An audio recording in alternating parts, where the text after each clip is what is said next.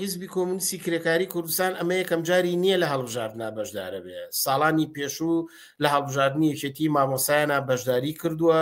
و دەنگیشی هێناوەتەوە و لە شارەوانەکانیشە بەشداری کردووە. بەڵام ئەوەی کە ئەم جارە فەرقەکەی وەیە کە هەڵبژاردنێکی سەراسەری عێراق بۆ پەرلەمانی عێراق ئەمە یەکەم جارە لەمڕۆ ئەوە دروستە. ئەوەی ئێمە بۆچی بەشداریمان کرد ئێمە لە نووسرا و ئەدەبیات و لە ڕاگەیاندنەکانی حیزب بە ڕۆشنی ئەو باس کراوە کە ئێمە نەچاومان لە سیستەمی پەرلەمانیە نە لە بەرنامەی خۆمان لە ئیستراتیژی کۆمۆنیستی بۆ سەرۆژێکردنی نظامی سەرمایەداری و سەرخانەکەی کە پەرلەمان و دیموکراسیەکە کە نمونونەکەی خەڵک بە گۆشت و خوێن و پێستەوە ناڕەوایەتی و ستەمگەری ئەم سیستەمەی هەست پێ کردووە لەوە لا نادەین. ئێمە حتا بۆ بەشداریمان لەوە چاومان لەوە نییە کە دەنگێنینەوە یا دەنگ نانینەوە، چاومان لەوە نییە کە چەند کەسمانە چێتە نێو پەرلەمانی عێراقەوە حتا بەڵام ئەگەر ئەو دەستکەوتەشمان بێخۆ ئەتوانین لەوەشی استفادە دەکەین هەر کاتێ بزانین ئەو پەرلەمانە لەگەڵ داخوازەکانی خەڵکانی توانین بکشینەوە. مەسەلەکە بەشداری ئەسلی ئێمە لە ڕوانگەی ئەوەیە کە ئێمە پێشتر وەکو خەڵکی ناڕازی شەقام وەکو مامۆسایان وەکو ژینگە پارێزان وەکو ژنانێکە لە دژی یاسای جەعفەری خەباتیان کرد کە داوای یاسایەکی مەدەنی بۆ ئەحوالی شخصیەکەن. ئێمە هەموو خواستانەمان لە زانکۆکان ئەو خوێندکاری کە داواکە خوێندن لە ئەهلی کۆتایی پێ بێ و خۆڕایی بێ و هەموو مەسەرزەماتێکی بخرێت اختیاری خوێندکارانەوە. ئێمە لە هەموو ئەمانە داخوازی ئەو کارەبای خۆڕاییمان کردووە، داخوازی ئەومان کردووە کە داهاتی هەرێمی کوردستان بە نەوت و غازەکەیەوە لە خزمەتی پێداویستەکانی ژیان و بژێوی خەڵک و تەندروستیا بەکاربێ لە ژینگە پارێزییا بەکاربێ. ئێمە هەرو خواستانەمان بووە. ئێستا بورژوازی لە سەر و دەسەڵاتی ئەمە وەکوتم ئێمە نە پەرلەمانمان پێشنیار کردووە خوازیاری ئەوەین هەڵبژاردن کریان نەکرێت. بورژوازی شەڕێکی بەڕێخستووە، جەنگێکی بەڕێخستووە. سوالەکەوەیە ئایا ئەمە چین بەشداریەکەین نوێنەری ڕاستەوخۆی خەڵک لەو شوێنە نەزانن بکەین، داوا بکەین ئەحزابی تر هەریەکە بە دروژم و شیعاری سازان و تەوافق و شیعاری کوردە بەغا بەهێزەکەین کە هەمووی پرۆپوچ و فروفیشاڵ و هەڵخەڵاتاندنی خەڵکە لە ڕێگای پروپاگەندەی قەومی و دینیەوە. ئێمە ئێمە پلاتفۆرمێکمان داوە ئەچین شەڕ بۆ ئەوەکەین ئەڕۆین کۆمۆنیزم بەقوە دەکەین، نوێنەرانی ڕاستەقینەی خەڵکی کرێکار و زەحمەتکێش کە دوێنێ لە شەقاما بوو لەو شەڕەیە وەک کاندیدێکی بەدیل بەرامبەر بەوانەی تر مەترحەکەین. بەداخەوە ئێمە بەهۆی دۆخێکەوە کە بوومان ئیمکاناتێ لە دەستمانە بوون نەمانتوانی ڕاستەوخۆ خۆمان قەوارە و لیستی و کاندیدەکانی خۆمان پێشنیارکەین. بۆیە پلاتفۆرمێکماندا بە کۆمەلگا وتمان هەر لیست و لایەنێک ئەومانی قبول بێ ئێمە ئامادەین لەگەڵێ لە کەمپینەکەی بەشدار بن. خۆشبەختانە لەسەر لیستی کۆتا لیستی سەربەخۆ کاندیدێک بەڕێز ساهیرە یوسف عەزیز پێشوازی لە خواست و پلاتفۆرمەکەی ئێمە کرد و بەڵێنی دا کە لە پەرلەمان ئەگەر دەنگ بێنێتەوە شەڕ بۆ ئەو بکە. ئێمە چوینە پشتی ئەو پشتیوانیمان لێ کردووە. ئەمەیە بڵێم بەشداریکردنی حیزب لەو ڕوانگەیەوە لە ڕوانگەی ناوەڕۆکی ئەوەی دەسەڵات پەرلەمان و دیموکراسی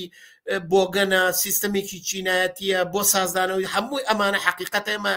هەموو ڕۆژێ ساڵێک مانگێک لە ڕادیۆکانمانەوە لە بڵاوکراوەکانمان لە بەیانەکانمانە ئەمەمان وتووە و ئێستا شەر ئەوانە دەڵێن. بەڵام ئێمە حیزبی کۆمونیست حیزبێکی ئایدۆلۆژی نییە، حیزبێکی سیاسیە، حیزبێکی دەخاڵەتگەرە ئەوێ لەسەر مەسەلەکانی ژیانی خەڵک چ ئەو سیناریوانەی خۆمان دروستیەکەین چ ئەوانەی ئەحزاب و جوڵانەوەکانی تر دروستیەکەن. ئێمە بە وەزیفەی خۆمان نەزانین سەفی مستەقلی کرێکاران و ناڕزایەتیەکان و جەماوەر نوێنەرایەتی بکەین.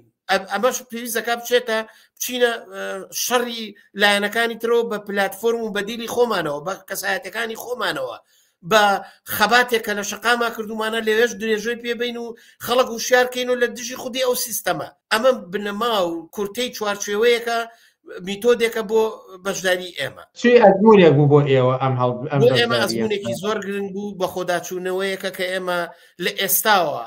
هەوڵە دەین دوای تەوابوونی ڕاگەاندنی فەرمی لیژنەی انتخابات لە حیزب و کۆمیتە ناوەندیە دروست دەکەین لە پلینۆم و کۆنگرەکانە تەداروکی بۆ بین هەوڵە دەین معلومە هەموو انتخاباتێ بە میدیا کرێ بە کاندی دەکرێت بە ئیمکاناتی مالیە کرێ. ئێمە هەوڵە دەین بە پشتیوانی کۆمەڵانی خەڵکی کرێکار و زەحمەت چێش بە هاوکاری ئەوان هەوڵە دەین مەرزوماتی بەشداریەکی فعال لە انتخاباتەکانی داهاتووە بە مەرجێک ئەگەر ئەو دۆخەی کە انتخاباتی تیاکرێ ڕێمان پێبە بۆ معنایی کە دەورانێکی شۆڕژێرانە نەبێ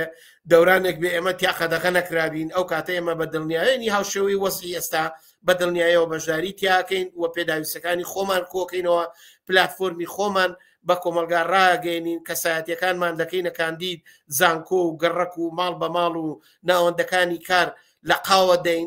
ئیفشای هەموو پروپاگەندەی لایەنەکانی ترەکەین و هەوڵە دەین کە دەنگی خەڵک کۆکەینەوە بتوانین بەرەی ئازادی خوازی ئینسانیەت چینی کرێکار کۆمەڵانی ناڕازی مامۆسایان موچەخۆرانیش لە پەرلەمانەوە بەرزکەینەوە ئیتر خەڵکی کوردستان محتاجی ئەوە نەبن بۆ ئەوی موچەوەرگن شان بەنە هیوا ئومێد بەرن بۆ لای سوودانی بۆ لای حەکیم بۆ لای مالیکی بڕۆن بۆ لای نوێنەری خۆیان و لەگەڵ نوێنەری خۆیانە خەباتکەن کە خواستەکانیان بەسەر پەرلەمانە داسەپێنن ئەگەر نا ئەو کاتە ئێمە توانین جەولەیەکی تر لە شەڕ و کێشمەکێش لەگەڵ دەسەڵات و سیستەمی پەرلەمانیا بکەینەوە بە بڕای من ئەم تاکتیکی کە حیزب کردی حیزبی بردەناو بەداخەوە کە ماوەکەی کەم بوو بەڵام بەقەدەرەوە ئێمەی بردەناو کێشمەکێشێکی جددیەوە لەگەڵ جوڵانەوە کۆمەڵایەتیەکانە بە پلەی یەکەم لە بەرامبەر ئەو ڕەوتە فرقەگەرای و ئایدۆلۆژی کە لە نەقد بە سیستەمی پەرلەمانی و جۆری ئەم حکوومەت و پەرلەمان و ئەوەی تەقسیم بۆ بەسەر دەستە و تاقمی قەومی ئەوەی کە خەڵک تیرۆر کراوەی کە دزی و تاڵانیە کرێ ئەوەی کە یاساکان دە خزمەتی ئەوان هەموو ئەمانە کە حەقیقەتیان تیای هەیە لەسەرەوە هەڵوێستیان ئێمە لەو سونەتە خۆمان بڕی ئێمە بەکردەوە ئەو قەرارەی کۆنگرەی 6مانە دەرەوە کە حیزبی کۆمونیست چی در لە کەنارە ڕاناوەسێ بەرەو حیزبێکی سیاسی ڕوا وە کاراکتەرەکانی حیزبێکی دەخاڵەتگەر لە ڕووداوەکان و کێشمە سیاسی کۆمەڵایەتیەکانە ڕائەوەسێ نەکەرەوانەی کە ئەو سیناریوانەی کە خۆی لە کۆمەلگایە مەترەحیەکە بەڵکو ئەوەی کە ئەحزاب و جوڵانەوەکانی تر مەترەحیەکە لەسەر مەسەلەی هەڵبژاردننی ژێشێکە لەوانە ئەمە گەورەترین دەستکەوت و فیدباشێکە کە ئێمە لەلایەن خەڵکەوە جێگای دەستخۆشانە بووە بە تایبەتی خەڵکێکی گشتی کە پەیوەندیان پێوە کردوین کە چون سەردانمان کردوون لە کۆڕ و کۆمەڵەکانە لە میدیایە لە تۆڕە کۆمەڵایەتیەکانە بە ژمارەیەکی زۆر لە خەڵک سەردانیان کردوین جێگای دەستخۆشانە بۆ هاوکاریان کردوین حتا بەشێکیان لەوانە ئامادەیان دەربڕیوە دەنگیان داوە بۆ کاندیدێکی ئێمە پشتیوانیمان کردووە یەک خاڵی تر کە ئێمە بە دەستکەوت لەم ئەزمونای زانین و وەک فیدباک دەتوانین شانازی پێوە بکەین ئەوش ئەوەیە کە ڕاگەیاندنی پلاتفۆرمێک کە جیاوازی هەیە لەگەڵ پلاتفۆرمی هەڵبژاردن کەمپینی هەڵبژاردننی هەموو لایەنەکان ئێمە و پلاتفۆرمە مەمان وەکو لە قسەکانی پێشوو تراوت بۆ بەشێکی زۆر لە ئەحزاب و قەوارە سیاسیەکان نات بەداخەوە ئەوان جوابیان نایەوە ئەوە لە قاودانی ئەحزابی ئۆپۆزیسیۆنی بورژواییە کە درۆکەن لەگەڵ خەڵکە ئەوان ئەڵقەی تەواوکاری ئەحزابی دەسەڵاتدارن ئێستا بۆ ئێمە هەرچەندە دەستکەوتەکە کەم بێ بەڵام تروسکاییەکی زۆر گەورەیە لە نێو ئەم زەلکاوی کە ئەحزابی ناسیۆنالیستی کورد لە ژێرناوی پەرلەمان و حکوومەتی هەرێم و قوارەی هەرێم و ئەمانەیان دروستکە ئەوژەوەیە کە ریزی سەربەخۆی کرێکاران و زەحمەتکێشان ئێمە نوێنەرایەتیمان کرد ئێمە داخوازیەکانی شقام و گەڕک و کارگەکانی ئەوانمان نوێنەرایەتی کردووە ئەمە گەورەترین دەستکەوتە ئەتوانێت لە هەڵدانەوەی ئەترازەکانە ئێمە باشتر لەوان نزیک کاتەوە پەیوەندیان